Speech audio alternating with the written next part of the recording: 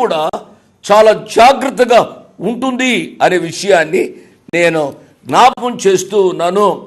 ప్రభు దగ్గరకు వచ్చి నా ప్రియ బిడ్డలారా, మనవి చేసేది ఏమిటి అనగా, ఎటువంటి పాప జీవితంలో జీవిస్తున్నప్పుడు కూడా, వ్యభిచార పాపములో మునిగి తేలుతున్నప్పుడు కూడా వాక్యానికి లోబడి ప్రభు దగ్గరకు వచ్చి క్షమాపణ అడిగినట్లయితే ఆయన క్షమించే దేవుడు.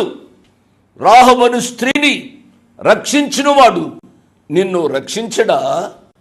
వ్యభిచారమనే పాపంలో పట్టబడిన స్త్రీని క్షమించిన దేవుడు నిన్ను క్షమించడా?